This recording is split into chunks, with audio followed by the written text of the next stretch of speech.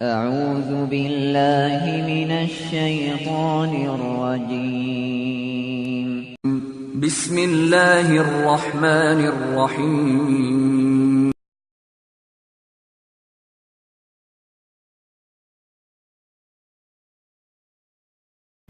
ونعوذ باللہ من شرور انفسنا ومن سیئات اعمالنا من يهده الله فلا مضل له ومن يضلل فلا هادي له واشهد ان لا اله الا الله وحده لا شريك له واشهد ان محمدا عبده ورسوله.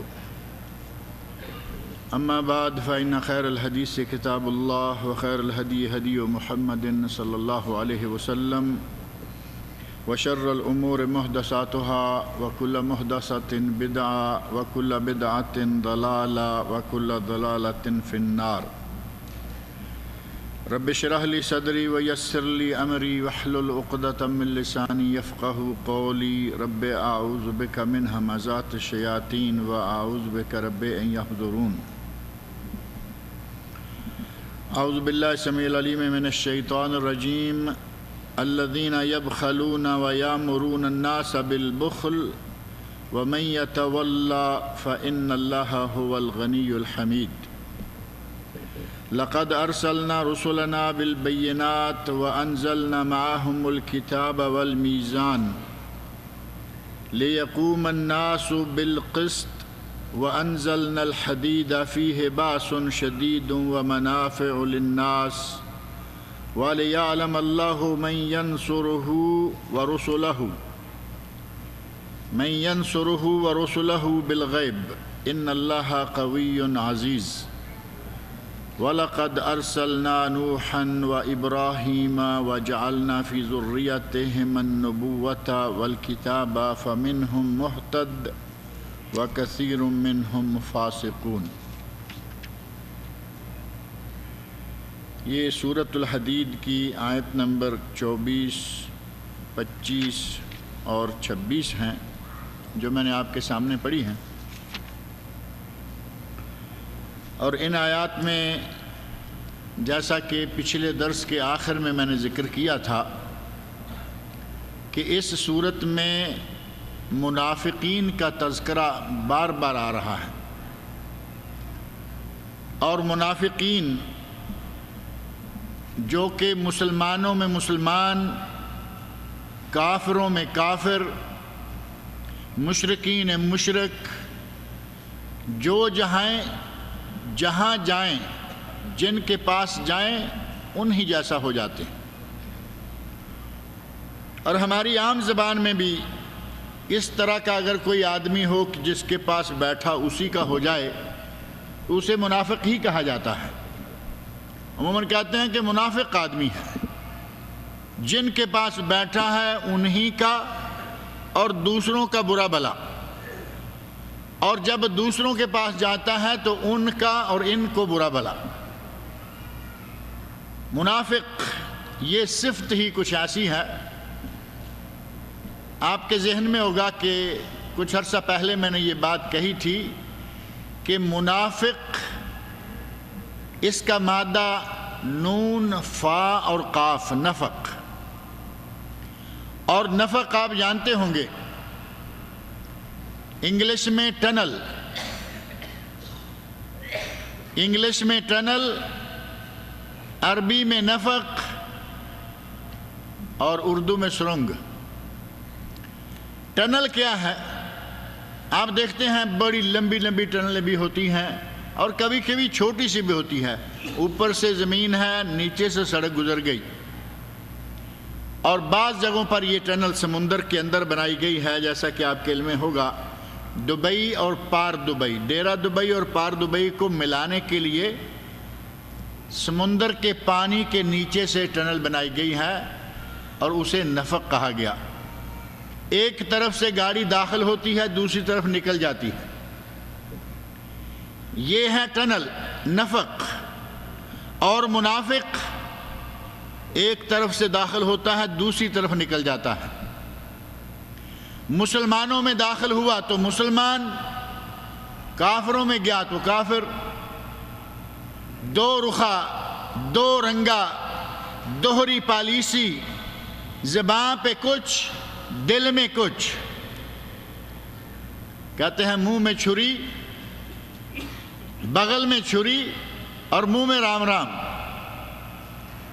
بغل میں چھری اور منہ میں رام رام. لا الہ الا اللہ محمد رسول اللہ. زبان سے زور پڑنے والا، لیکن جب منافقین کے اڈے پہ جاتا ہے، اپنے ساتھیوں کے پاس جاتا ہے تو کہتا ہے انا معکم،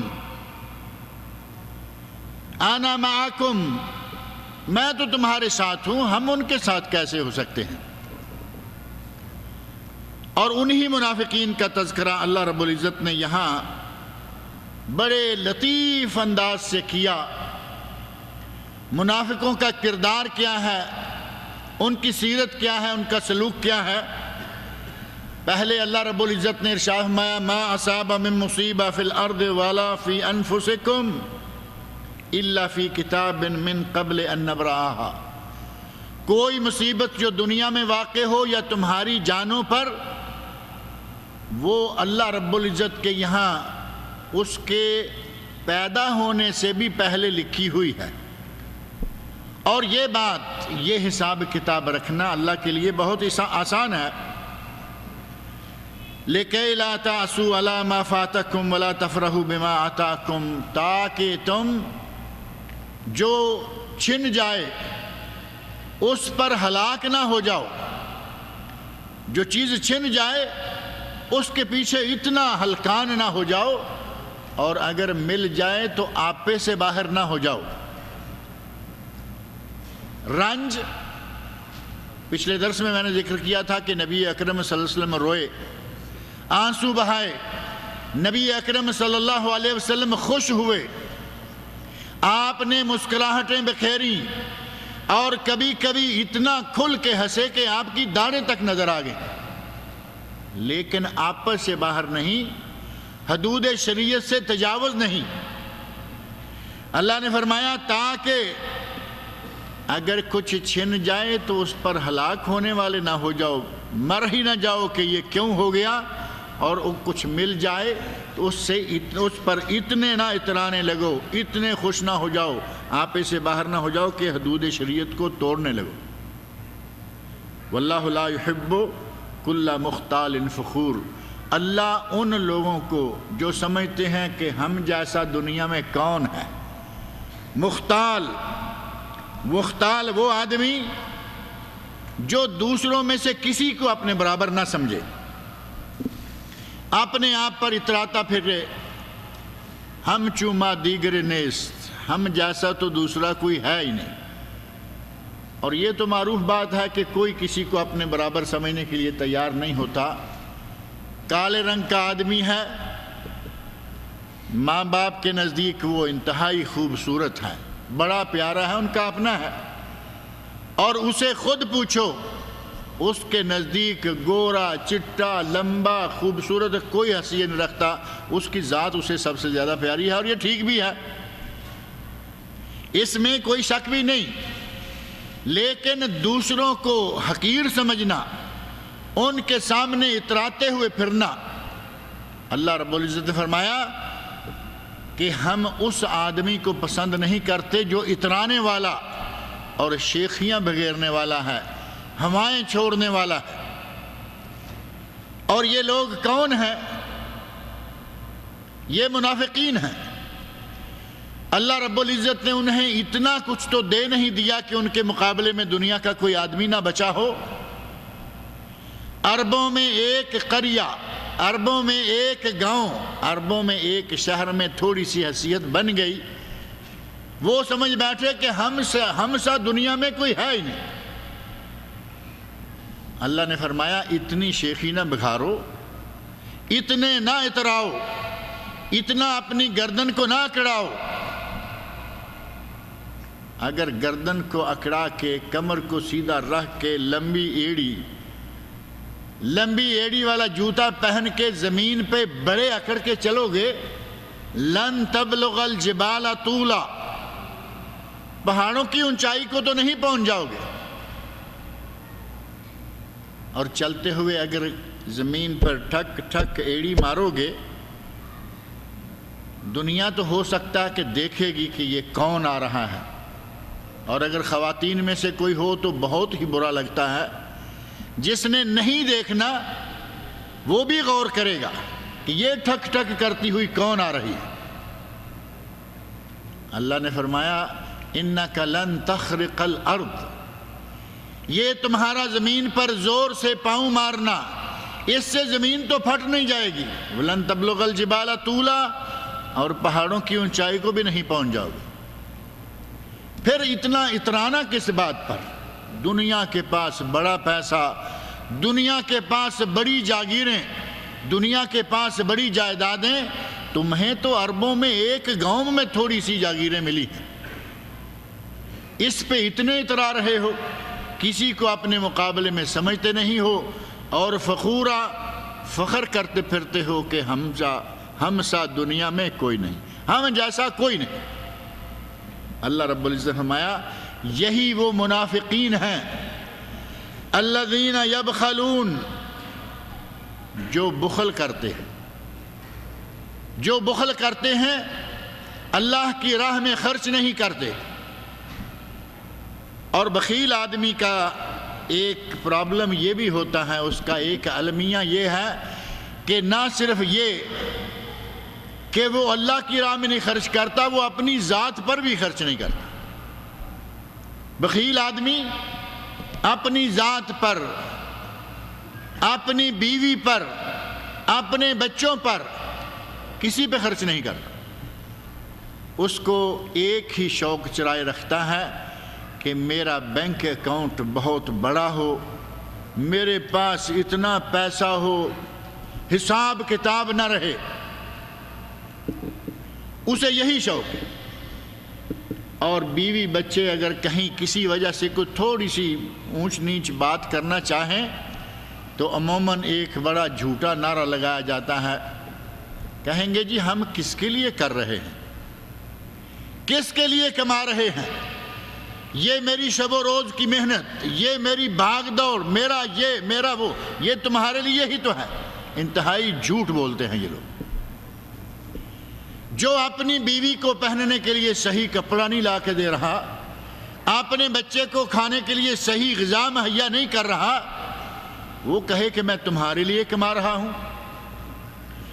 اس کے اندر ایک پیاس ہے، اس انسان کے اندر ایک پیاس ہے، اور وہ پیاس ہے دولت جمع کرنے کی پیاس۔ اس پیاس کو بجھانے کے لیے جمع کرتا ہے، نہ بیوی کے لیے نہ بچوں کے لیے۔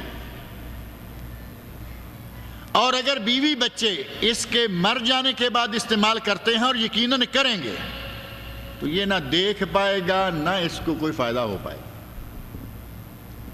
اللہ رب العزت فرمایا کہ یہ منافقین عموماً بخیل بھی ہوتے ہیں، اور بخیل تو مومن بھی ہو سکتا ہے، لیکن منافقین خاص طور پر صحابہ کے اندر رہتے ہوئے نبی صلی اللہ علیہ وسلم کی موجودگی میں، اس پاک معاشرہ میں جہاں صحابہ کرام جیسے قدسی نفوس، صحابہ کرام جیسے فرشتوں جیسے لوگ، انتہائی پاک باز لوگ رہتے ہیں، نبی اکرم صلی اللہ علیہ وسلم اگر کبھی اشارہ کریں کہ ہمیں اتنا پیسہ چاہیے، اتنے مجاہدین کو تیار کرنے کے لیے ہمیں اتنی فلاں چیز چاہیے، پلک جھپکنے میں وہ سارے کا سارا سامان اکٹھا ہو جایا کرتا تھا۔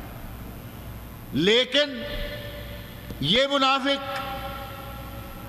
یہ بخیل لوگ نہ خود اس میں حصہ ڈالتے تھے، اور ان کی کوشش ہوتی تھی کہ یہ کسی کو حصہ ڈالنے بھی نہ دیں۔ دوسروں کے کانوں میں پھونکے ماریں گے، کہیں گے کہ کس بھٹی میں پیسے جھونکتے جا رہے ہو، کوئی فائدہ ہے، کچھ ملنے والا ہے، پاس رکھو، تمہارے کام آئیں گے، تمہارے بیوی بچوں کے کام آئیں گے۔ جبکہ ایسے لوگوں کا پیسہ تو خود ان کے کام نہیں آتا، کسی کے کام کہاں آئے گا۔ یہ لوگ صرف اپنی وہ پیاس بجھانے کے چکر میں رہتے ہیں، خود بھی بخل کرتے ہیں۔ مومن بخیل ہوتا ہے۔ بڑی مشہور و معروف حدیث ہے، نبی اکرم صلی اللہ علیہ وسلم سے صحابی نے پوچھا، یا رسول اللہ کیا مومن بزدل ہو سکتا ہے؟ تو نبی صلی اللہ علیہ وسلم فرمایا ہو سکتا ہے، مومن بزدل ہو سکتا ہے، اپنی جان کا خوف، گھبرا جائے کہ اگر میں یہاں گیا تو یہ ہو جائے گا، جہاد میں نکلا تو وہ ہو جائے گا، ایمان کی کمزوری کے نتیجے میں بزدل ہو سکتا ہے۔ صحابی کہتے ہیں کہ یا رسول اللہ کیا مومن بخیل بھی ہو سکتا ہے؟ آپ نے فرمایا مومن بخیل بھی ہو سکتا ہے، مومن سے یہ بھی ممکن ہے کہ پیسہ خرچ کرنے میں دل جو ہے وہ گھٹنا شروع ہو جاتا ہے۔ بخیل آدمی کا خاص طور پر جب اللہ کی راہ میں دینا ہو، کسی کو دینا ہو، جس کا اپنے بال بچے پہ خرچ کرنے کو جینا چاہے وہ کسی کو کیسے دے گا؟ اپنی بیوی زبانی بلند بانگ داوے کہ میں بہت پیار کرتا ہوں، بیوی کو جتانے میں ذرا شرم نہیں آتی، کہے گا میں تم سے بہت پیار کرتا ہوں، ڈھنگ کا کپڑا لا کے دینے کو تیار نہیں کیونکہ وہاں پیسہ لگتا ہے۔ زبان سے کہنے میں تو کوئی خرچ نہیں آتا نا۔ بچوں کے لیے یہی کلمہ، لیکن جہاں پیسہ خرچ کرنے کی باری آئے گی وہ پیسہ جو ہے فوراً جیب کے دبا کے ہاتھ رکھ لے گا کہ یہ نہیں نکلنا چاہیے یہاں سے۔ اللہ رب العزت نے فرمایا الذین یبخلون، وہ لوگ، وہ منافق، وہ اترانے والے اپنی دولت پر، دوسروں پر فخر و مباحات کرنے والے، یہ وہی ہیں جو بخل کرتے ہیں، اللہ کی راہ میں خرچ نہیں کرتے۔ صحابہ کرام کو اللہ تعالیٰ کی طرف سے، نبی اکرم صلی اللہ علیہ وسلم کی طرف سے کہیں خرچ کرنے کا اشارہ ملتا، اپنی دولتوں کے ڈھیر نبی اکرم صلی اللہ علیہ وسلم کے سامنے لگا دیتے۔ کتنے مشہور و معروف واقعات ہیں۔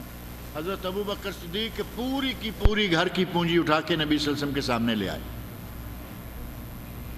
حضرت عمر فاروق رضی اللہ عنہ فرماتے ہیں کہ مجھے لگا کہ اگر میں کبھی ابو بکر سے آگے سبقت لے جا سکتا ہوں تو آج۔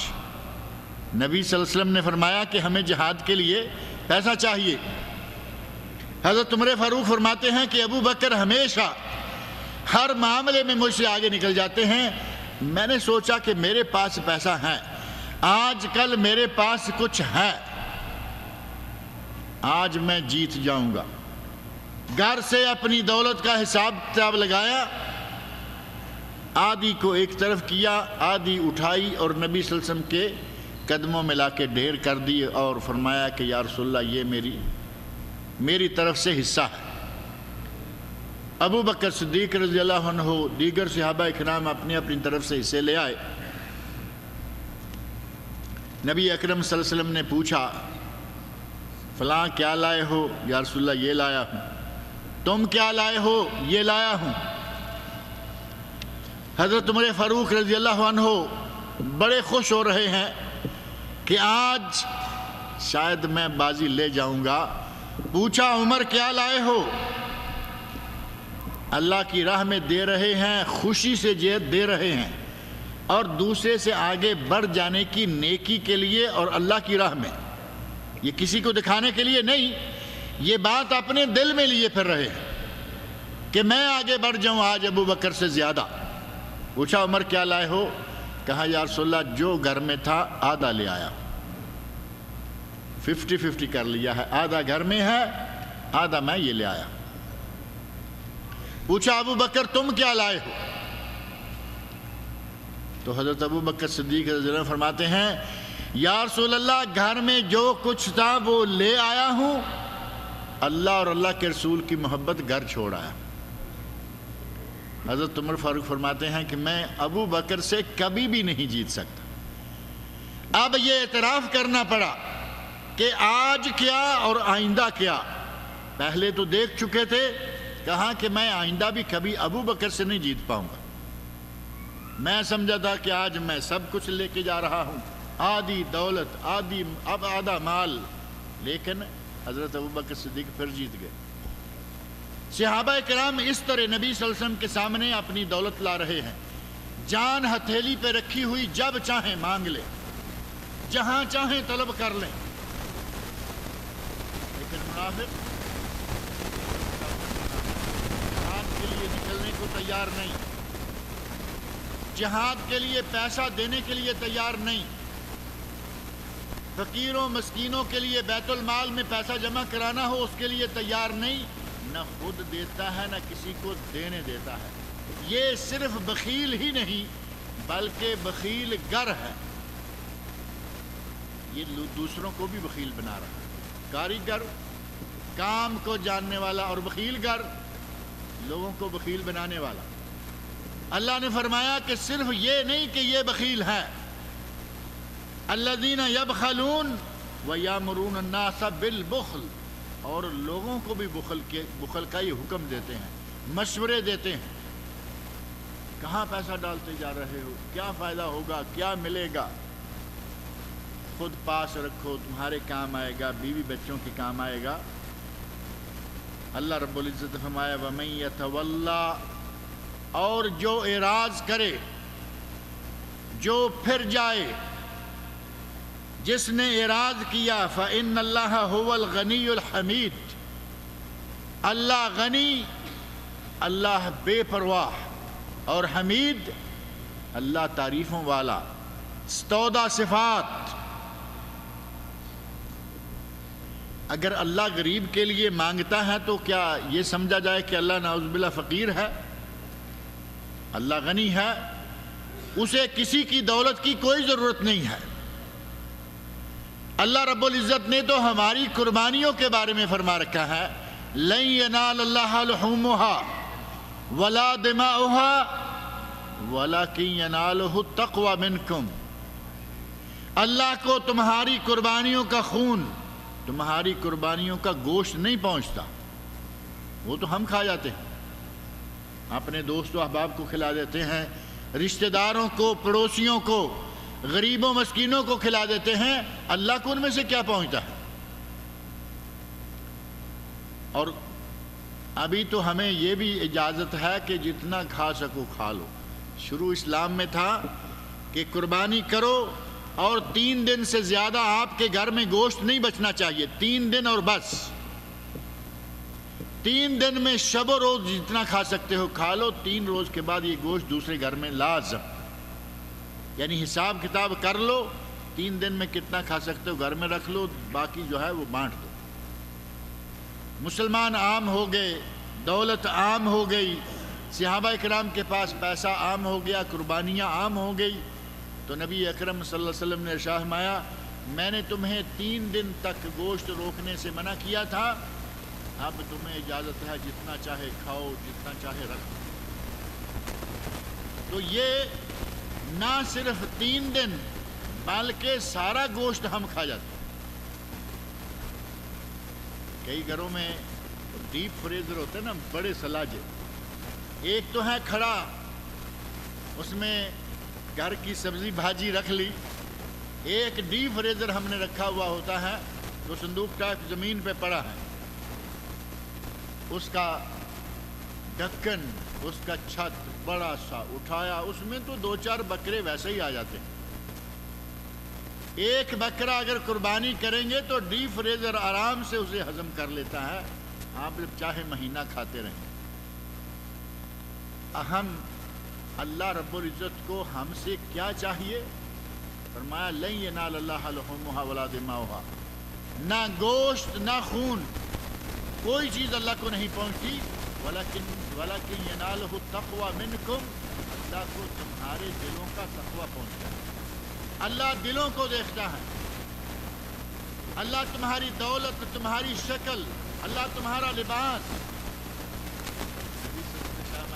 اللہ لا ينظر الى صوركم ولا الى اموالكم، اللہ تمہاری شکلوں، تمہاری دولتوں کو نہیں دیکھتا، ولكن ينظر الى قلوبكم واعمالكم، اللہ تمہارے دلوں کو دیکھتا ہے، تمہارے عملوں کو دیکھتا ہے۔ اس اللہ رب العزت نے شاہ مایا وَمَن يَتَوَلَّى، جو آدمی پھر جائے گا، اللہ کے احکام سے منہ موڑ لے گا، اعراض کرے گا، فَإِنَّ اللَّهَ هُوَ الْغَنِيُّ الْحَمِيدُ، اللہ غنی ہے، اللہ مالدار ہے، اللہ بے پرواہ ہے، اسے کسی کی کوئی حاجت نہیں، وہ کسی کے ہاتھوں مجبور نہیں۔ الحمید وہ 14 صفات، وہ صفتوں کے لائق، حمید حمد وہ صاحب حمد و ثنا ہے، تمام تعریفیں، ہر طرح کی ثنائیں صرف اس کے لیے۔ اور جب اللہ حمید ہے، اللہ تعریف کے لائق ہے، تو یقیناً اسے وہی لوگ بھی پسند ہیں جو تعریف کے لائق ہوں، جو اچھے ہوں، اچھی صفتوں کے مالک ہوں۔ کیونکہ نبی اکرم صلی اللہ علیہ وسلم نے صحیح مسلم کی ایک حدیث میں ارشاد فرمایا ہے، ان اللہ طیب ولا يقبل الا طیبا، اللہ طیب ہے، اللہ پاک ہے، اور طیب و پاک کی چیز کے سوا وہ کسی چیز کو قبول ہی نہیں کرتا۔ اللہ طیب ہے، اللہ حمید ہے، اللہ بڑی صفتوں والا ہے، اور اللہ کو بندے بھی وہی پسند ہیں جو اچھی صفتوں کے مالک ہوں۔ هو الغنی، وہ غنی ہے، وہ مالدار ہے۔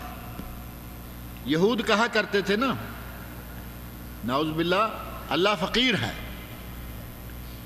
یہود نے، اللہ نے کہا قرضہ دو، یہ آیات گزر گئی ہیں، قرضہ دو، غریبوں مسکینوں کے لیے اللہ کو قرضہ دو، تو یہود نے کہا کہ اللہ نعوذ باللہ فقیر ہے، کہا ہم غنی ہیں، اللہ فقیر ہے۔ اللہ رب العزت فرمایا نہیں، اللہ غنی ہے، وانتم الفقراء، فقیر تم ہو، اللہ کو کسی کی کوئی حاجت نہیں، کسی کی کوئی مجبوری نہیں، اللہ اتنا غنی ہے، پوری کائنات کا مالک وہ، پوری کائنات کا خالق وہ، تمام دولتوں کا وارث وہ۔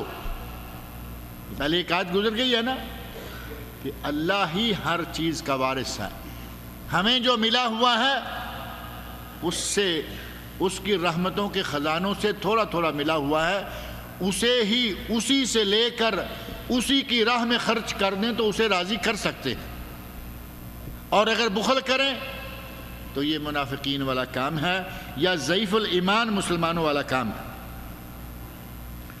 لقد ارسلنا رسلنا بالبینات، اللہ نے فرمایا کہ ہم نے رسولوں کو بھیجا بالبینات، وانزلنا معهم الکتاب، اور انہیں ہم نے کتاب دی، ان کے ساتھ کتاب نازل کی، والمیزان، اور میزان، ترازو۔ انبیاء کرام کے لیے اللہ رب العزت نے یہ تین چیزیں بطور خاص یہاں ذکر فرمائی ہیں کہ ہم نے انبیاء کو بھیجا اور انہیں تین چیزیں دی، اور ان تین چیزوں میں سے پہلی ہے بینات۔ یہ آیت نمبر 25 ہے جو آپ کے علم میں ہے کہ میں نے شروع میں سورۃ الحدید کا تعارف کرواتے ہوئے بھی اس کا تذکرہ کیا تھا کہ اسی آیت میں حدید کا ذکر بھی آیا ہے۔ لقد ارسلنا رسلنا بالبینات وانزلنا معهم الکتاب والمیزان لیقوم الناس بالقسط وانزلنا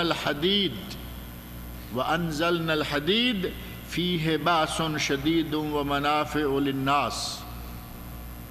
اسی آیت میں اللہ رب العزت نے اس سورت کا نام بھی ذکر فرمایا ہے، فرمایا ہم نے انبیاء کو تین چیزیں دیں، دنیا میں عدل قائم کرنے کے لیے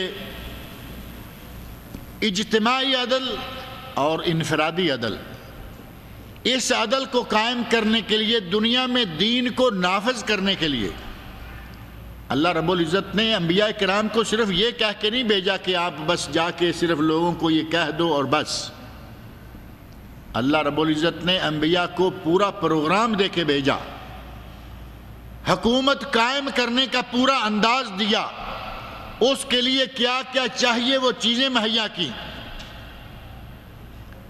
اور اس آیت میں اللہ رب العزت نے فرمایا کہ ہم نے لقد ارسلنا رسلنا بالبینات، ہم نے رسولوں کو نشانیاں، واضح نشانیاں دے کے بھیجا، اور وہ نشانیاں ہمارے رسولوں کے بارے میں بتاتی ہیں کہ یہ رسول سچا ہے۔ وہ نشانیاں، وہ بینات یہ بات بتاتی ہیں کہ یہ نبی، یہ شخص جو بات کہہ رہا ہے وہ بات بھی سچی ہے، اور وہ نشانیاں یہ بتاتی ہیں کہ یہ نبی جو پیغام لے کے آیا ہے، اس کے پاس جو کتاب ہے قرآن کریم ہے، یہ بھی سچا ہے، اللہ کا کلام ہے۔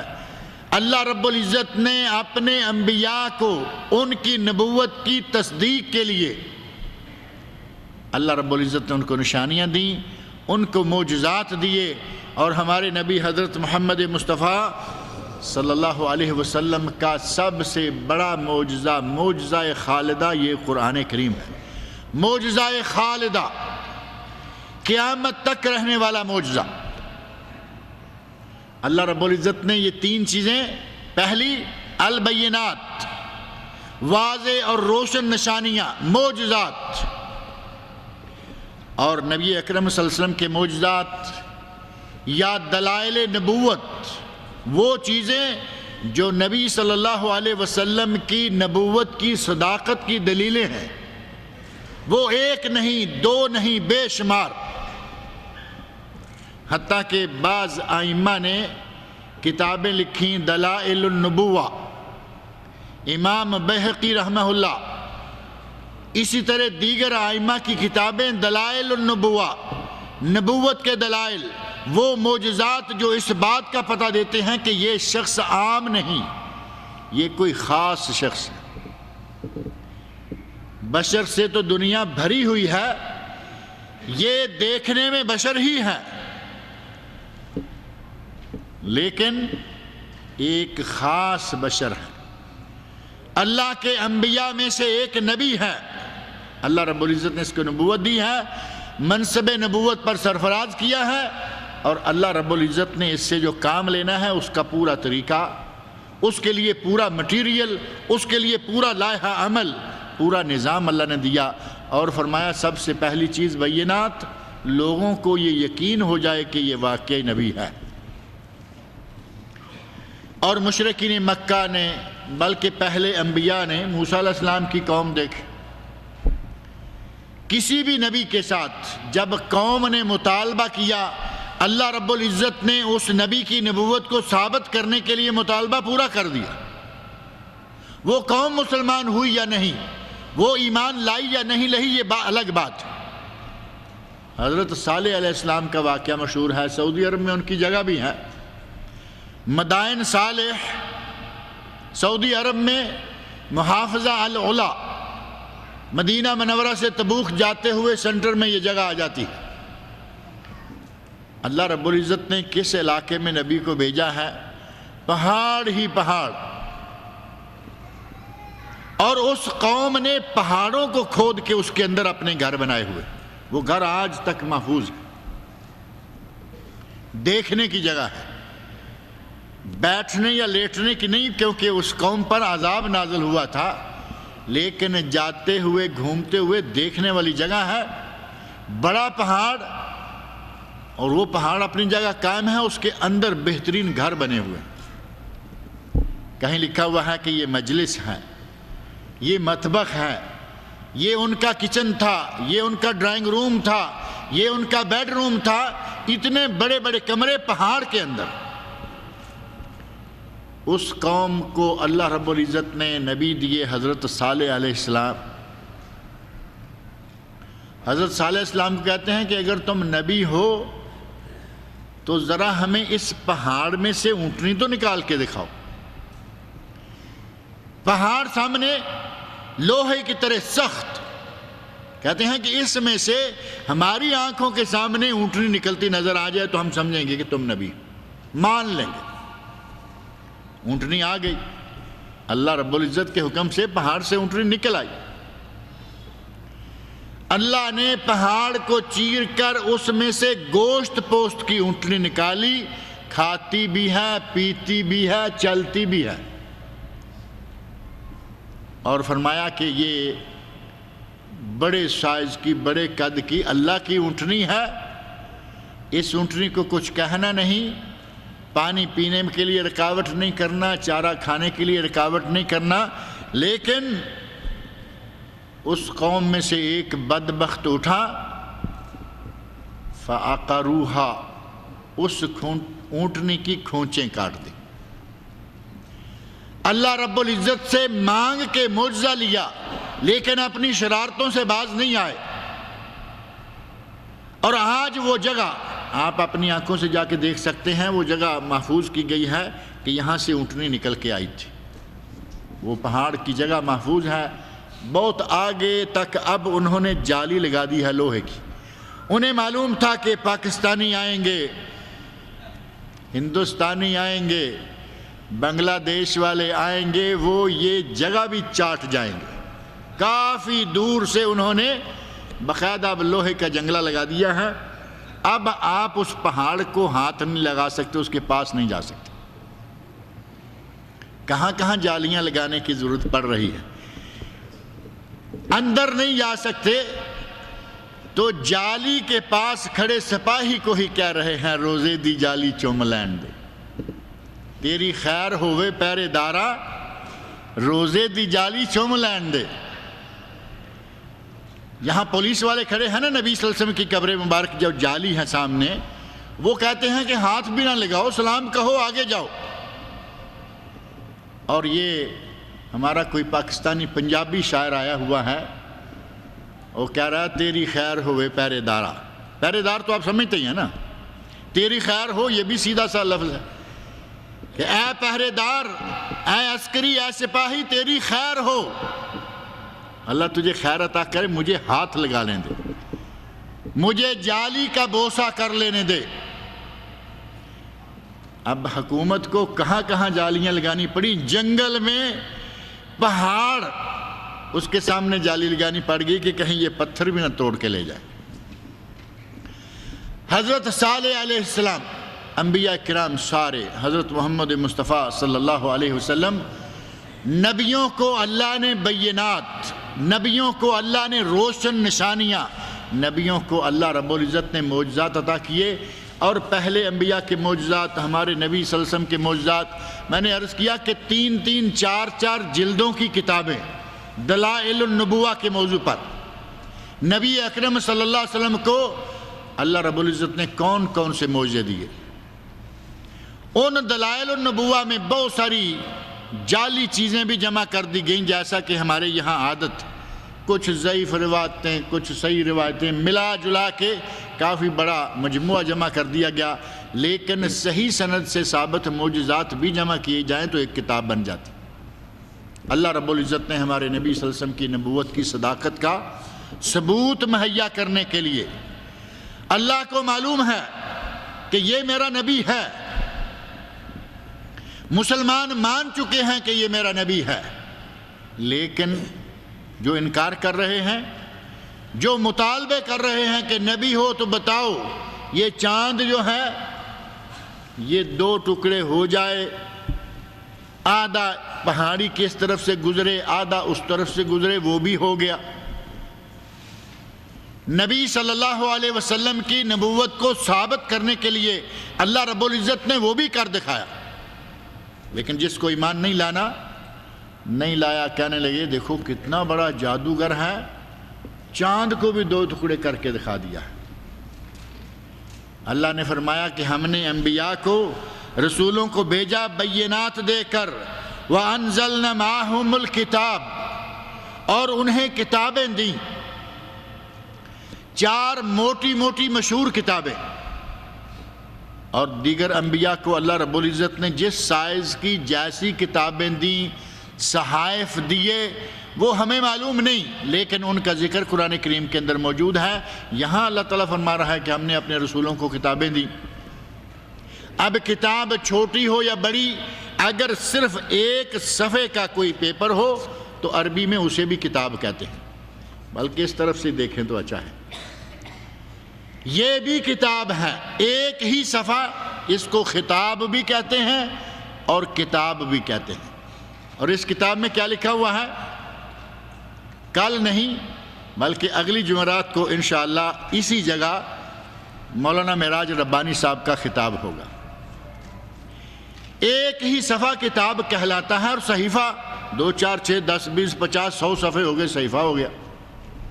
کراچی سے ایک مجلہ نکلتا ہے, اس کا نام ہے صحیفہ, اور وہ میرا خیال ہے کہ آج کل منتھلی ہے, وہ وہ تقریباً 100 صفحے کے قریب، پہلے چھوٹا تھا بعد میں بڑا ہوتا رہا صحیفہ۔ اللہ رب العزت نے انبیاء کرام کو مختلف سائز کی، مختلف مقام کی، مختلف زبانوں میں کتابیں عطا فرمائیں۔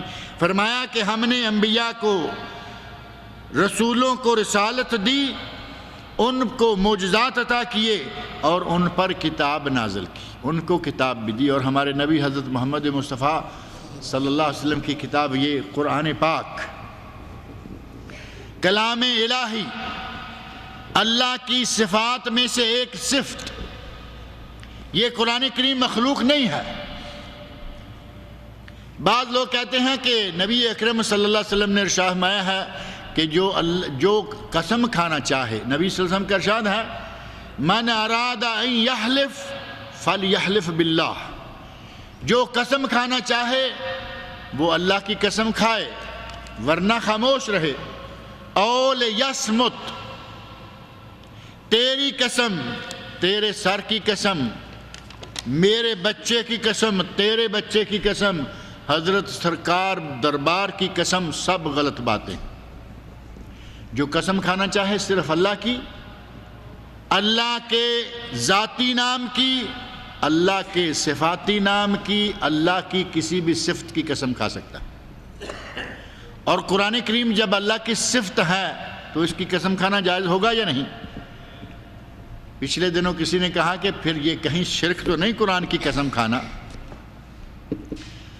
قرآن کلام الہی، اور کلام الہی اللہ کی صفات میں سے اس کی صفت ہے، یہ مخلوق نہیں ہے۔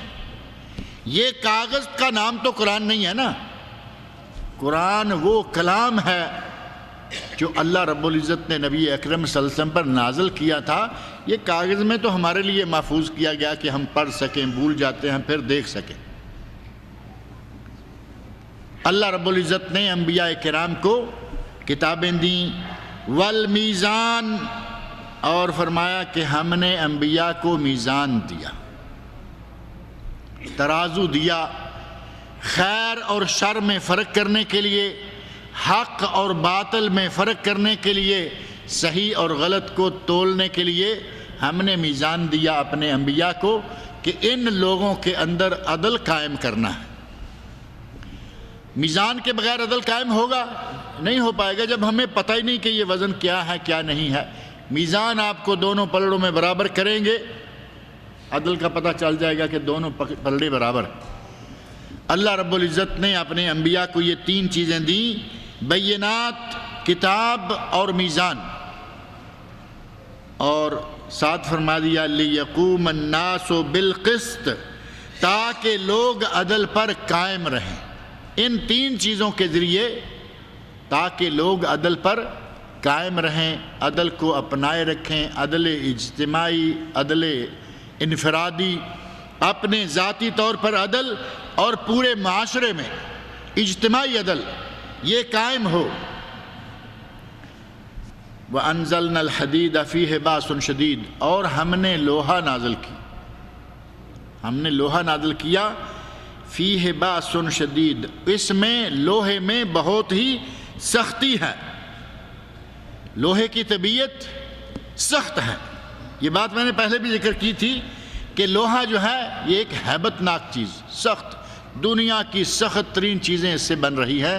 اللہ رب العزت نے فرمایا کہ اس میں ہم نے لوہا بھی اتارا جس میں کہ سخت ہیبت و قوت ہے، ومنافع للناس، اور لوگوں کے لیے فائدے بھی ہیں۔ اب انبیاء کرام کو اللہ نے کہا کہ یہ منشور ہے، یہ تم نے کرنا ہے، کتاب تمہارے پاس، بینات تمہارے پاس، میزان تمہارے پاس۔ اب نبی نے کہا کہ یہ کرنا ہے اور سامنے والا کہے کہ میں نہیں کرتا، تو اس کا علاج بھی تو ہونا چاہیے تھا نا۔ اللہ رب العزت نے اس کا علاج کرنے کے لیے یہ لوہا نازل کیا۔ لوہے سے مراد قوت، لوہے میں قوت ہے، اور معاشرے میں قوت، جہاں چیزوں کی قوت لوہا کام آئے گا وہیں انسانوں کے اندر بھی ایک قوت ہونی چاہیے، اور وہ کون سی قوت ہے؟ عسکری قوت، فوجی طاقت، سیاسی قوت، یہ چیزیں بھی موجود ہوں گی۔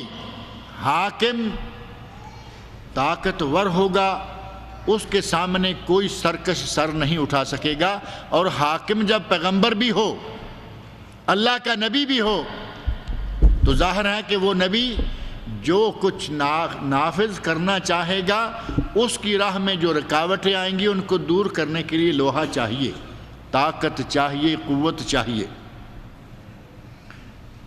ایک پارٹی نے کہا کہ اللہ رب العزت نے فرمایا وَأَنزَلْنَا الْحَدِيدَ، ہم نے لوہا نازل کیا۔ انہوں نے کہا حدید سے مراد حضرت علی رضی اللہ عنہ۔ سارا کھاتا کھول کر انہوں نے اپنے گھر میں ڈال لیا، کہا کہ حدید سے مراد حضرت علی۔ اگر حدید سے مراد حضرت علی ہی لے لیے جائیں تو اس کا مطلب یہ ہوا کہ نبی تو محمد مصطفیٰ ہوئے، اور حدید سے تعاون لیا جائے گا شریعت کو نافذ کرنے کے لیے، وہ نبی تو نہ ہوئے۔ دو رنگی دیکھیں، ادھر کہہ رہے ہیں جبرائیل بھول گیا، آنا تھا علی پر، چلا گیا نبی پر، یعنی وہی لے کر نعوذ باللہ جبرائیل سے غلطی ہو گئی۔ اور ان کے نزدیک تو نعوذ باللہ اللہ کو بھی معلوم نہیں پڑا کہ یہ وہی کہاں چلی گئی، اللہ کو بھی نہیں علم ہو سکا کہ یہ وہی میں نے کہاں بھیجی، یہ ڈیلیور کہاں ہو رہی۔ کتنا عجیب دماغ ہے۔ کہتے ہیں کہ جھوٹے کا دماغ نہیں ہوتا، دروغ گورا حافظہ نباشد، فارسی میں مثال ہے، جھوٹے آدمی کا حافظہ نہیں ہوتا تھوڑی دیر پر۔ اب اتنا جھوٹ بولنا ہے تو کیا کیا یاد رکھے گا؟ ایک گھنٹہ پہلے کچھ بکا ہے، اگلے گھنٹے میں کچھ، پچھلے اور اگلے میں کہاں تناقض آ گیا پتہ ہی نہیں چلتا۔ وہاں کہہ رہے ہیں کہ علی کو نبی ہونا چاہیے تھا، یہاں کہہ رہے ہیں کہ نبی پر جو حدید نازل کیا گیا وہ حضرت علی۔ سیاسی، معاشی، معاشرتی، مادی، افرادی ساری قوتیں مراد لی جا سکتی ہیں کہ اللہ رب العزت نے اپنے نبیوں کو شریعت نافذ کرنے کے لیے قوت دی، وہ لوہا ہے۔ اور لوہے کی قوت ظاہر ہے کہ ہم ذاتی طور پر بھی ہر شخص استعمال کرتا ہے۔ اس بارے میں نے کئی چیزوں کے نام لے کر بھی پچھلے بلکہ پہلے درس میں الحدید کے تعارف میں یہ باتیں ذکر کی تھی۔ اللہ نے فرمایا کہ اس میں، اور پھر یہ دیکھیں کہ اللہ نے نبیوں کو جو منشور دیا، کہا کہ تمہارے پاس بینات، تمہارے پاس کتاب جس میں لائحہ عمل، زندگی کا دستور حیات ہے، جس کو تم نے اپنانا ہے اور سامنے والوں پر نافذ کرنا ہے، ساتھ ہی لوہے کا ذکر کر دیا۔ تو اس کا مطلب یہ کہ یہ جو دستور حیات ہے اس کو نافذ کرنے کے لیے جس لوہے کی ضرورت ہے وہ ہم نے آپ کو دیا اور نازل کیا۔ لوہا تو زمین میں ہوتا ہے، یہ بات بھی میں نے ذکر کی تھی کہ اللہ رب العزت نے جو چیز زمین میں پیدا کی، اللہ نے پیدا کی، وہ نازل کہے یا نیچے سے اگانا کہے، بات تو وہی ہے۔ جیسا کہ سورہ زمر کی آیت نمبر 6 میں بھی یہ بات موجود ہے، سورت نمبر 39 آیت نمبر 6، اللہ رب العزت نے وہاں ارشاد فرمایا ہے خَلَقَكُم مِّن نَفْسٍ وَاحِدَةٍ ثُمَّ جَعَلَ مِنْهَا زَوْجَهَا وَأَنزَلَ لَكُم مِّنَ الْأَنْعَامِ ثَمَانِيَةَ أَزْوَاجٍ۔ اللہ رب العزت نے تمہارے لیے جانوروں کے 8 جوڑے نازل کیے۔ اب جانور نازل ہوتے ہیں اوپر سے؟ نہیں، جانور تو زمین میں ہی، اللہ رب العزت کا نظام ہے، وہ زمین میں ہی پیدا ہوتے ہیں، زمین میں ہی مر جاتے ہیں، وہ آسمان سے نازل نہیں ہوتے۔ لیکن جس طرح یہاں جانوروں کو آسمان سے نازل کرنا کہا، ایسے ہی لوہے کو نازل کرنا کہا، جبکہ لوہا پہاڑوں سے نکلتا ہے، زمین سے نکلتا ہے، لیکن چونکہ اللہ کی مخلوق ہے، اللہ کی مرضی سے، اس کے حکم سے نکلتا ہے، لہٰذا نازل کا لفظ استعمال فرمایا۔ اللہ نے فرمایا کہ ہم نے لوہے کو نازل کیا، اور دستور حیات منشور کو نافذ کرنے کے لیے جو لوہے کی ضرورت ہے اس کا اشارہ قرآن کریم میں اللہ رب العزت نے مختلف مقامات پر اور طرح سے بھی دیا ہے۔ لوہے سے اگر آپ ٹیکنالوجی مراد لے لیں، ٹیکنالوجی میں میرا خیال ہے ہر جگہ لوہا استعمال ہوتا ہے یا نہیں؟ ٹیکنالوجی تو لوہا ہی لوہا ہے، جتنی فیکٹریاں، جتنی ملیں، جتنی مشینیں، سب لوہے کی۔ اور یہی ٹیکنالوجی ہے۔ الیکٹرانکس میں پلاسٹک بہت ہیں لیکن ٹیکنالوجی میں لوہا زیادہ ہے۔ اللہ رب العزت نے قرآن کریم میں ہمیں یہ لوہے کا لفظ استعمال کر کے یہ بھی اشارہ دے دیا کہ ٹیکنالوجی سیکھنے میں بھی کوئی حرج نہیں ہے۔ یہ ضروری نہیں ہے کہ آپ مولوی ہیں تو اور کوئی چیز نہ آئے۔ آپ مولوی بھی ہو سکتے ہیں اور ایک بہترین مکینک، مولوی بھی ہو سکتے ہیں اور بہترین انجینئر۔ مکینک کہنے سے ذرا بات چھوٹی سی ہو جاتی ہے، مکینک چھوٹا نہیں ہوتا لیکن انجینئر کا درجہ ذرا اسپیشل ہے۔ مولوی بھی ہو سکتے ہیں، انجینئر بھی، مولوی بھی ہو سکتے ہیں، ڈاکٹر بھی، مولوی بھی ہو سکتے ہیں، پروفیسر بھی۔ یہ ضروری نہیں ہے کہ جو دینی علم سیکھ لے وہ کچھ نہ سیکھے۔ اللہ رب العزت نے قرآن کریم میں 114 صورتیں نازل فرمائی ہیں۔ ان 114 صورتوں کے ناموں پہ اگر تھوڑا سا آپ غور کریں تو پتہ چلے گا کہ اللہ رب العزت نے کچھ اشارے دیے ہیں کہ کچھ سیکھ لو، کچھ نہ کچھ سیکھو، دنیاوی علوم حاصل کرو، کوئی منع نہیں، شریعت کو چھوڑ کر نہیں، دین اسلام کی تعلیمات حاصل کرو، دنیا کی تعلیمات بھی لے لو، کوئی حرج نہیں۔ کون سا علم سیکھنا منع ہے؟ سیکھنا، ایک علم کا سیکھنا حرام بھی ہے اور وہ ہے علم سحر یا نجوم۔ علم سحر اور علم نجوم کا سیکھنا حرام ہے۔ اس کے علاوہ کوئی بھی آپ سیکھیے، کوئی علم سیکھیے، کوئی منع نہیں، کیونکہ یہ اللہ نے حرام قرار دیا، اسے کفر قرار دیا، یہ منع ہے۔ اب قرآن کریم میں صورتوں میں اللہ رب العزت نے کس طرح اشارہ دیا ہے، اس کا چھوٹا سا ایک سکیچ میں دیتا ہوں۔ اس موضوع پر میرا ایک درس ہے جدہ میں، میرے ویب سائٹ پر موجود ہے، اگر کسی نے دیکھنا ہو کہ کیا اسلام ترقی کی راہ میں رکاوٹ ہے، یہ عنوان ہے اس کا۔ کیا اسلام ہماری ترقی کی راہ میں رکاوٹ ہے؟ قطعاً نہیں ہے، بلکہ اسلام اگر اپنائیں تو دنیا میں بہترین ترقیاں مل سکتی ہیں، اور ملی مسلمانوں کو۔ قرآن کریم میں سورۃ البقرہ ہے، دوسری ہی سورت ہے نا، سورہ فاتحہ کے بعد سب سے بڑی پہلی سورت۔ بقرہ جانور ہے، سورہ نمل ہے، نمل چیونٹی، سورۃ النحل شہد کی مکھی ہے نا، یہ نام سارے، یہ جانوروں کا ذکر، نام سورتوں کے نام رکھے اللہ رب العزت نے، یہ جانور ہیں۔ اللہ رب العزت ہمیں اشارہ دے رہا ہے کہ علم حیوان، جانور کیا علم ہے کا نام بیولوجی، علم حیوان سیکھنے میں کوئی حرج نہیں، سیکھیے۔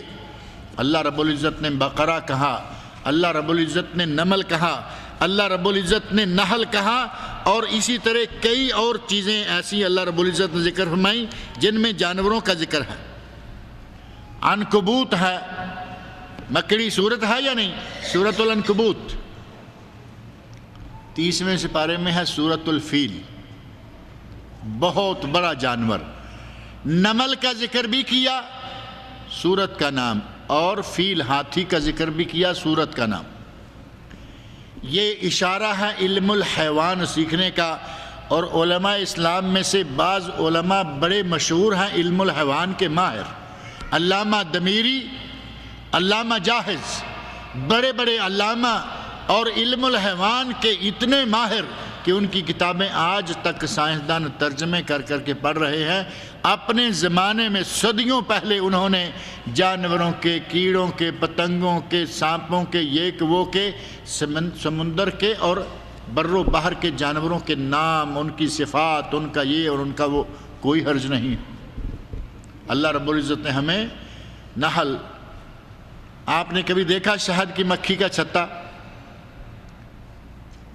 اس چھتے پہ جب مکھی نہ ہو، پورا چھتا غور سے دیکھیں، انار کے دانے، ابھی پچھلے دنوں ایک فوٹو چل رہا تھا، یہ جو آج کل ہمارا میڈیا ہے اس میں بڑے زور شور سے واٹس ایپ میں، یہ میں، وہ میں، ایک فوٹو آیا ہوا ہے، انار کو بڑے اچھے طریقے سے کاٹا ہوا، کہا کہ اس طرح اللہ کے سوا کوئی شخص دانے نہیں جوڑ سکتا۔ اتنا سا انار ہوتا ہے، دانوں کا ڈھیر، اور اللہ نے کیسے باریک سا پردہ بھی درمیان میں رکھا ہوا ہے، وہ جلی سفید سے، اللہ رب العزت کی کاریگری۔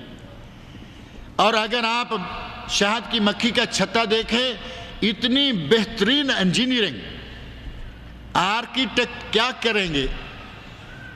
کسی آرکیٹیکٹ کو کہو کہ اس طرح کا چھتا بنا کے دے دے، مشکل ہو جائے گا۔ اللہ رب العزت نے کہا سیکھو، اس سے بھی سیکھو، اس سے بھی سیکھو، چیونٹیوں سے سیکھو۔ چیونٹیاں پورا ایک نظام حکومت قائم ہے ان کا بھی، اور خاص طور پر شہد کی مکھی کا تو اپنے چھتے میں ایک باقاعدہ مملکت ہے۔ اور آپ کے علم میں ہوگا کہ شہد کی مکھیوں میں سے ایک مکھی کو ملکہ کہا جاتا ہے، اور شہد کے چھتے سے شہد نکال کے اس میں سے کچھ چیزیں اسپیشل الگ کی جاتی ہیں، جس کا نام ہے غذاء الملکہ۔ غذاء الملکہ، یہ جتنی شہد والی دکانیں ہیں آپ کو ان میں سے ملے گا شہد کی اتنی سی شیشی، لیکن شہد سے کئی گنا مہنگی۔ کہتے ہیں یہ غذاء الملکہ، جو شہد کے چھتے میں مکھیوں کی بادشاہ ہے، رانی ہے، اس ملکہ کی یہ غذا ہے۔ اللہ رب العزت نے ہمیں اشارے دے دیے۔ اسی طرح اللہ رب العزت نے حدید، لوہا، فیکٹریاں، ملیں، مشینیں، مشینری، جو کچھ بھی ہے بناؤ، بنانا سیکھو، چلانا سیکھو، کوئی حرج نہیں ہے۔ اللہ رب العزت نے ہمیں انڈسٹری کی طرف بھی توجہ دلا دی۔ آپ اندازہ کریں کہ پورے قرآن کریم میں ہم 5 مرتبہ روزانہ نماز پڑھتے ہیں، سورۃ الصلاح کے نام کی کوئی سورت نہیں ہے، یا ہے کوئی؟ سورۃ الصلاح کوئی نہیں، سورۃ الزکاۃ کوئی نہیں۔ نماز اور زکوٰۃ اسلام کے اہم ترین رکن، ان نام کی صورتیں نہیں ہیں۔ بقرہ ہے، فیل ہے، نمل ہے، نحل ہے، اور اس طرح کے مختلف نام جو ہیں وہ موجود ہیں۔ اور اسی پر بس نہیں، اللہ رب العزت نے کہیں شمس، کہیں قمر، کہیں نجم، یہ تینوں صورتوں کے نام ہیں نا۔ آسمانوں کا جسے علوم فلکیات کہا جاتا ہے، علوم فلکیات، چاند، یہ وہ، اور پھر سورۃ البروج ہے، برج۔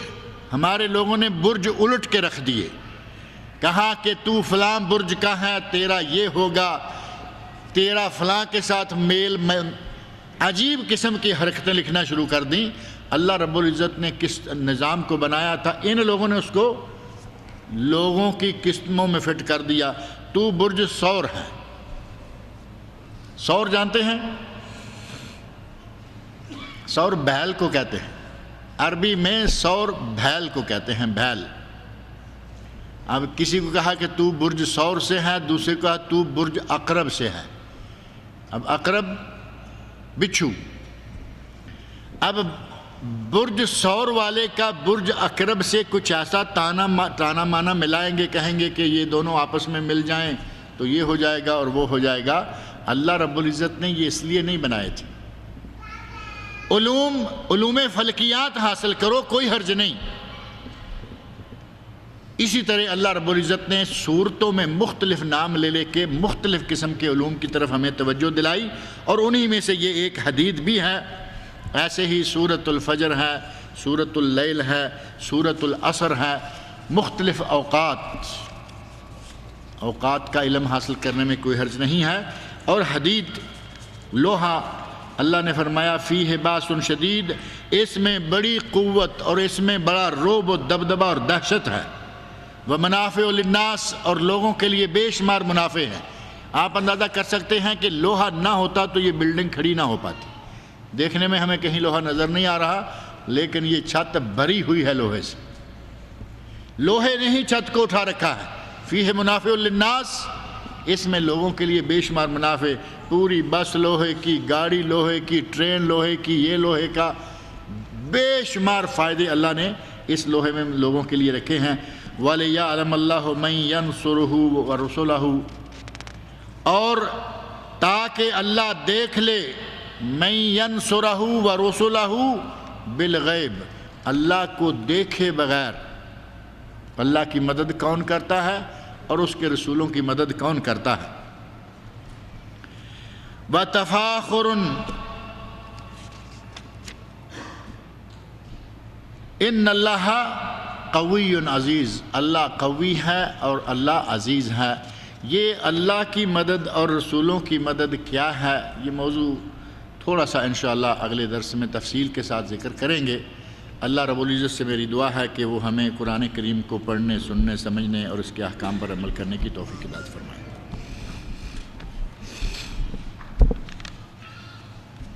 یہ اشتہار تو میں نے درس کے دوران آپ کو بتا ہی دیا ہے نا کہ اسی مسجد میں انشاءاللہ اگلی جمعرات کو، یعنی آج سے 9 دن بعد نماز عشاء اسی وقت ماہ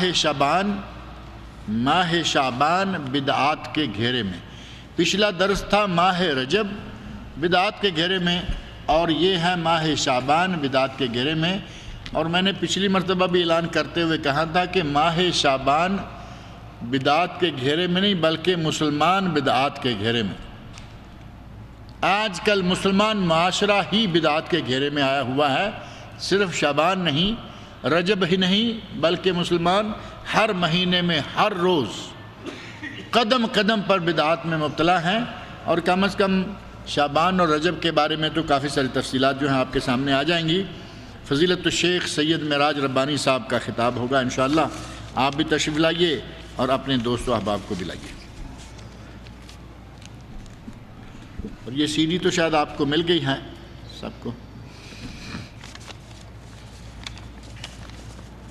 اور آپ کے علم میں ہوگا کہ یہ سی ڈی میں جو ابھی آ رہے ہیں آسانی ہے آپ کے لیے، کیونکہ ہر آدمی کے پاس ویب سائٹ وغیرہ کا سلسلہ نہیں ہوتا۔ یہ دروس جو ہیں وہ ویب سائٹ پر بھی موجود ہیں۔ 30واں سپارہ پورا، 29ویں سپارے کا کچھ حصہ، یہی درس جو آپ کے ہیں، اور انشاءاللہ 29 کا اور 28 کا ابھی جلد ہی کاشف بھائی مکمل کر دیں گے انشاءاللہ اس مہینہ کے اندر چھٹیوں کے اندر۔ تو یہ اپ ڈیٹ ہو جائے گا کہ روزانہ جو درس یہاں بدھ کو ہوتا ہے انشاءاللہ اگلے بدھ تک وہ آپ کو ویب سائٹ پہ مل جایا کرے گا باذن اللہ تعالی۔ ایک بات یہاں دیکھنے میں آئی ہے، اس مسجد میں نہیں بلکہ وہ اکثر مساجد میں ہے، ہمارے لوگ پاکستان سے، انڈیا سے کوئی بھی چیز دیکھتے ہیں انہیں اچھی لگتی ہے، حالانکہ مسجد میں رکھ دیتے ہیں، جبکہ پتہ چلتا ہے کہ خرافات یہ جن کا ہم ذکر کر رہے ہیں، اگلا درس ہوگا جس موضوع پر، بدعات کے موضوع پر، بدعات کے پلندے مسجدوں کے اندر۔ اس مسجد سے ابھی آج ہمارے ایک بھائی نے ایک پمفلٹ اٹھا کے دیا ہے جو ہمارے برصغیر پاک و ہند کے بدعتی مولویوں میں سے کسی نے لکھا ہوا ہے، اور اپنی بدعات کو ایجاد نشر اشاعت کے لیے کہاں کہاں پہنچا رہے ہیں۔ سبیخہ کی جامع علی بن ابی طالب میں وہ بدعات کا پلندہ موجود تھا، کسی نے نماز سے پہلے اٹھایا، شیخ سے میں نے بات کی تو انہوں نے آپ سب کو، ہر شخص کو کہا کہ دوری شکل میں ہر ہفتے کم از کم یہ جتنے ریکس ہیں قرآن کریم کے، جہاں جہاں یہ کتابیں ایسی چھپائی جاتی ہیں، انہوں نے کہا کہ ہر آدمی ذمہ داری سے چیک کر لیا کرے، جو چیز اسلام کے منشا کے مخالف ہے، جس میں شرکیہ امور یا بدعات پائی جائیں، اس کو اٹھا لیں، جمع کرانے کی کوئی ضرورت نہیں، اسے اٹھا کے لے جائیں، کیونکہ مسجدوں میں اس طرح کی چیزوں کا رہنا صحیح نہیں ہے۔ اگر زراعت میں خسارہ ہوا، یعنی جتنا مال زراعت میں خرچ کیا اس سے کم پیداوار ہوئی، تو کیا اس پر زکوٰۃ فرض ہے؟ اللہ رب العزت نے زکوٰۃ جو رکھی ہے فصلوں پر وہ ہے عشر، اور عشر کیا ہے؟ آپ اگر زمین کو پانی، اللہ رب العزت بارش کے ذریعے پانی دے رہا ہے، جیسا کہ بعض علاقوں میں بارانی علاقے جن کو کہتے ہیں، صرف بارش سے وہ فصلیں سینچتی ہیں، ان علاقوں میں آپ کو 10واں حصہ 1/10 دینا ہوگا، یہ ہے عشر۔ عشر عشرہ تو معلوم ہی ہے نا سب کو، عشرہ 10 کے نوٹ کے اوپر بھی عشرہ لکھا رہتا ہے، تو اس کو عشر جب کہیں گے تو اس کا مطلب ہے 10واں 1/10۔ اگر فصل بارانی ہے، آپ کو پانی کا خرچہ نہیں دینا پڑتا، بلکہ اللہ رب العزت کی طرف سے بارش ہوتی ہے، فصل ہو جاتی ہے، اور ایسے علاقے بہت ہیں، فصل وہ لوگ زمین کھیتی باڑی کر کے دانہ پھینک دیتے ہیں، بارش ہوتی ہے، فصلیں اگاتی ہیں۔ پاکستان کے بعض علاقے میں نے خود بھی ایسے دیکھے ہوئے ہیں کشمیر کی طرف بہت ساری جگہ ہیں کہ وہاں پانی پہنچایا نہیں جا سکتا، کچھ پہاڑی علاقے ایسے اونچے نیچے ہیں، اللہ رب العزت کے فضل سے بارشوں سے ان کی زمینیں جو ہیں وہ سینچتی ہیں، سیراب ہوتی ہیں، ایسی جگہ میں 10واں حصہ۔ اور اگر آپ اس کو ٹیوب ویل کا، نہر کا کوئی پانی دیتے ہیں تو ٹیوب ویل کا ڈیزل خرچ ہوگا، اور نہری پانی ہے تو اس پہ آبیانہ کچھ ٹیکس وغیرہ دینا پڑتا ہے، اس کا خرچہ آئے گا۔ ایسی شکل میں آپ کو 10واں نہیں بلکہ 20واں حصہ، یعنی 100 میں سے 5، نصف العشر 5% رہ گیا نا، 5% دینا ہوگا، لیکن ایک حد مقرر ہے، اس حد تک آپ کا غلہ ہوگا، اس سے اوپر جائے گا تو پھر آپ کو وہ زکوٰۃ دینی پڑے گی، اس سے کم رہے گا تو پھر آپ کو زکوٰۃ دینی ہی نہیں پڑے گی۔ سوال یہ ہے کہ کچھ ایسے برے اعمال ہیں جن کا میں بار بار ارتکاب کرتا ہوں، بعد میں توبہ کرتا ہوں لیکن پھر اس گناہ کا مرتکب ہو جاتا ہوں، گویا کہ بار بار وہ گناہ مجھ سے ہو جاتا ہے، شریعت کا ایسے شخص پر کیا حکم عائد ہوتا ہے؟ اس شخص نے توبہ کی حقیقت نہیں سمجھی، اگر توبہ کی حقیقت کو سمجھا ہوتا تو یقیناً یہ کام ایسے نہ ہوتا۔ توبہ کی حقیقت کیا ہے؟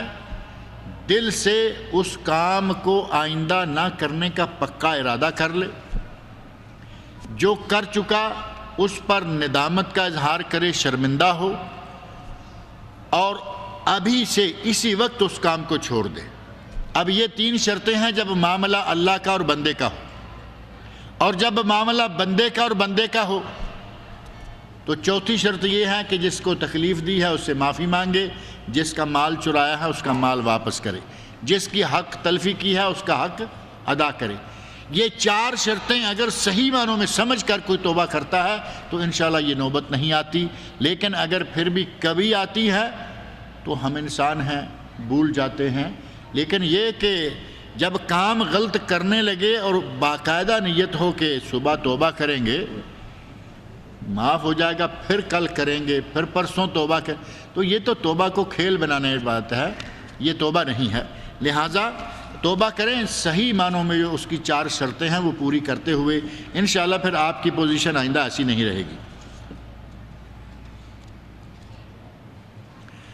کمپنی سے ملتا ہوا ہیلتھ انشورنس صحیح ہے یا نہیں؟ اگر معاملہ ہو انشورنس آپ کے اپنے کروانے کا تو وہ جائز نہیں ہے، اور اگر انشورنس ہے گورنمنٹ کی طرف سے کوئی مجبوری ہے آپ کی، مثال کے طور پر گورنمنٹ نے کار انشورنس کی مجبوری کر دی ہے کہ آپ کو اپنی کار انشور کرانی ہوگی، تو یہ مجبوری ہے، ہمارا تو کوئی اس میں قصور نہیں ہے نا، ٹھیک ہے کرا لیں۔ اب آپ کہیں کہ کار انشورنس ہو گئی، لائف انشورنس بھی کروا لیتے ہیں، تو گورنمنٹ نے یہ تو نہیں کہا لائف انشورنس کرواؤ۔ اب لائف انشورنس کروائی ہے تو لگے آتے ہیں وائف انشورنس بھی کروا لیتے ہیں، کہ اکیلی میری ہی کیوں رہے، بی بی کی بھی ہو جائے، تو یہ تو آپ بڑھتے ہی چلے جا رہے ہیں، یہ کہاں جا کے یہ تان رکے گی؟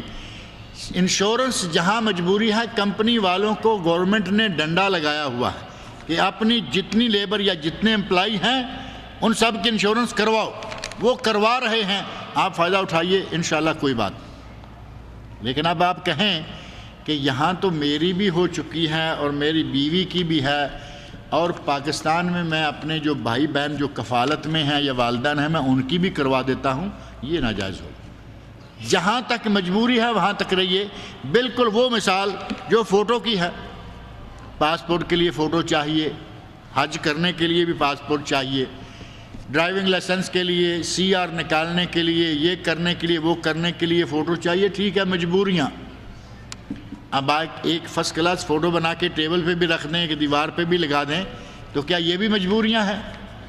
اور کبھی کبھی کہیں تو بڑا عجیب سا، پتہ نہیں اب اس کو کیا کہیں، غیرت مر چکی ہوتی ہے یا غیرت کم بلکہ مر ہی چکی ہوتی ہے، اپنی دلہن کا فوٹو، جس دن وہ سہاگ کے جوڑے میں، لال رنگ کا جو مشہور جوڑا ہوتا ہے اور بڑا اسپیشل ہوتا ہے، اس جوڑے میں فوٹو، اور ساتھ میں یہ دولہا میاں بھی بیٹھے ہوئے ہیں، اور غیرت اس حد تک مر چکی ہے، بیچلر رہ رہا ہے، اپنے کمرے میں ٹیبل پہ وہ فوٹو رکھا ہوا ہے میاں بیوی کا، اور ساتھ 2-4 ساتھی بھی رہتے ہیں۔ اور کوئی لوگ آتے ہیں کوئی جاتے ہیں. ظاہر بیچلر ڈیرے میں کیا ہوتا ہے یہ نہیں. اگر مجبوری سے فوٹو بنوایا ہے تو مجبوری کی حد تک ہے. اب یہ نمائش نہ شروع کر دیں کہ یہ میری بیگم ہے, یہ میری بیوی ہے اور شادی کے دن میں اس طرح کا تھا. یہ کام چھوڑ دیں. ہم جب کسی سے تقدیر پر ایمان لانے کی بات کرتے ہیں تو وہ کہتے ہیں اللہ تو سب جانتا ہے اور اسی کی مرضی سے اچھا برا ہوتا ہے. برا ہم نہیں کرتے بلکہ وہ اللہ کے حکم سے ہوتا ہے. تو اس کا ہم جواب کیا دیں؟ اب یہ وہ لوگ ہیں جو گناہ کرنا چاہتے ہیں وہ اللہ کے کھاتے میں ڈالنا چاہتے ہیں. یہ وہ لوگ ہیں. ان کو ایک ہی جواب چھوٹا سا, میں جو عموماً تفصیل میں جائے بغیر چھوٹا سا جواب کوٹ کرواتا ہوں, وہ یہ ہے کہ اسے کہیں کہ تقدیر میں روٹی اور روزی بھی لکھی ہوئی ہے کہ کتنی کسی کو زندگی میں ملنی ہے. لکھی ہوئی ہے یا نہیں؟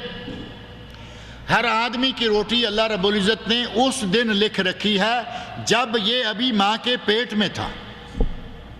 نبی اکرم صلی اللہ علیہ وسلم کی صحیح سند سے ثابت حدیث ہے کہ 40 دن نطفہ اور اس کے بعد مضغہ علقہ. ابھی کتنے دن ہوئے ہیں؟ 40 اور 40 120 4 مہینے. ماں کے پیٹ میں جنین کو 4 مہینے ہوتے ہیں. اللہ رب العزت فرشتے کو کہتا ہے کہ اب لکھو یہ نیک ہوگا یا بد ہوگا, شقی ام سعید. یہ لکھو کہ دنیا میں کتنی دیر زندہ رہے گا اور یہ لکھو کہ اس کو دنیا میں کتنا رزق ملے گا. ہمارا رزق تو اللہ رب العزت نے اس وقت لکھ رکھا ہے جب ہم دنیا میں بھی ابھی نہیں آئے تھے. ماں کے پیٹ میں 3 اندھیروں میں اس وقت اللہ نے روزی لکھ دی تھی. پھر بھی ویزا لیتے ہانکتے پھانکتے بنگلہ دیش, پاکستان, انڈیا, یہ مسجد سبیخہ میں بیٹھے ہوئے ہم سارے کیوں آئے ہیں؟ یہاں درس سننے کے لیے نہیں ہم آئے, ہم کمائی کرنے کے لیے ملک سے آئے ہوئے ہیں. درس تو الحمدللہ ویسے مل گیا, کمائی کے لیے آئے ہیں یا نہیں؟ ہمارے اس بھائی کو کہا جائے کہ جاؤ اپنے گھر میں جا کے بیٹھو, انتظار کرو, اللہ نے روزی لکھ رکھی ہے, وہ روزی تمہیں پہنچائے گا, بیٹھو گھر میں.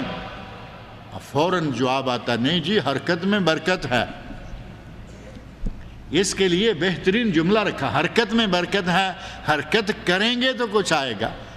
اللہ کے نیک بندے وہاں بھی حرکت میں برکت ہے. اچھی حرکت کرو اچھی برکت آئے گی, بری حرکت کرو گے دنیا میں بھی جوتے پڑیں گے اور آخر میں زنا کی سزا دنیا میں بھی آخرت میں بھی. کتنے گناہ ہیں جن کی باقاعدہ دنیا میں بھی سزا ہے اور آخرت میں بھی سزا ہے. لہذا اپنے گناہوں کو اللہ کے سر نہ مر دیا کریں.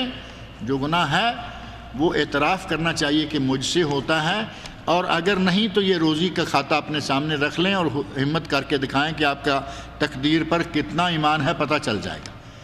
ہمیں تو نہیں پتہ نا کہ اللہ نے ہماری روزی کہاں لکھی ہوئی ہے. اس نے لکھا ہوا تھا, ہم یہاں آ گئے, لیکن گھر میں نہیں بیٹھ پائے. ہم نے کہا کہ حرکت کریں تاکہ برکت آئے, اسی طرح برائیوں سے بچنے کی کوشش کریں اور نیکیاں کرنے کی کوشش کریں تاکہ اللہ رب العزت کے لیے جو اس نے ہمارے لیے لکھ رکھا ہے وہ لائن ہماری سیدھی رہے. حج میں 10 ذو الحج کو سعی اور طواف زیارہ ہے, اس کا دوسرے دن کرنا صحیح ہے یا نہیں؟ اگر کوئی عذر کوئی مجبوری ہو تو دوسرے دن تیسرے دن کبھی جب مجبوری زائل ہو کر سکتے ہیں انشاءاللہ, اس میں کوئی حرج نہیں ہے.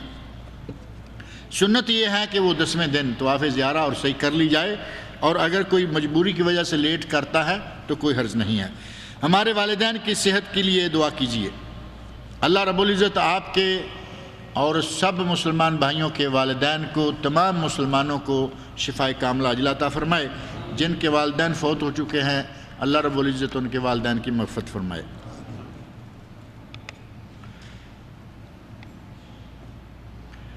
حج پہ آ رہے ہیں, حج پر منعقد سی ڈی کہاں ملے گی؟ یہ پروگرام اگر یہاں ہوا تو ہو سکتا ہے کہ اسی جگہ ہو جائے, اور ہو سکتا ہے کہ جیسے وہ پچھلا مرکز چھوٹا ہے نا, یہ جو گولڈن جوس کے کونے میں تھا، اسی طرح اس سے بھی ایک بہترین جگہ، فرسٹ کلاس جگہ میرا خیال ہے لے لی گئی ہے۔ اور یہ جو دوسری ٹاور ہے، دوسری ٹاور کے ساتھ کوئی بلڈنگ ہے، میں نے دیکھی نہیں، مولانا شمس الزمان صاحب آ کے شاید چلے گئے ہیں اشتہار دے کے، وہ بتا رہے تھے کہ جگہ بہت کھلی، بہت فرسٹ کلاس، لیڈیز کے لیے الگ انتظام، مردوں کے لیے الگ انتظام، کرسیاں، ٹیبل، یہ وہ، ایک فرسٹ کلاس۔ جو لوگ ہماری مسجد میں نہیں آتے کہ وہاں کرسی نہیں ہوتی، نیچے بیٹھنا پڑتا، انشاءاللہ ان کو کرسی بیٹھنے کے لیے ملا کرے گی۔ کرسی ایسی ہی چیز ہے، مسجد میں آتے ہی نہیں کہ بیٹھ کے درس سننا پڑے گا، نیچے بیٹھ کے، کرسی ہو تو آ جاتے۔ اللہ تعالی ہمیں ہر جگہ نیک بات سننے کے لیے ہر جگہ بیٹھنے کی توفیق عطا فرمائے۔ امید ہے کہ انشاءاللہ اگر وہ اس سے پہلے تیار ہو گیا، چونکہ ابھی اس کو فرنش کرنا، یہ وہ کرنا، پہلے تیار ہو گیا تو حج کا پروگرام اللہ نے زندہ رکھا تو انشاءاللہ زندہ رکھا اور یہاں رکھا، کیونکہ پتہ نہیں ہوتا نا، آدمی مر جائے چلا جائے، زندہ رہے یہاں رہے، اللہ نے توفیق دی تو انشاءاللہ اس مرکز میں، اگر وہ نہ بنا تو یہاں، لیکن وہ حج کا کورس جو 3 دن یا 5 دن ہوا کرتا ہے انشاءاللہ العزیز وہ ہوگا۔ اللہ تعالیٰ مجھے اور آپ سب لوگوں کو حج کی بھی توفیق عطا فرمائے اور نیک اعمال کی توفیق سے بھی نوازے۔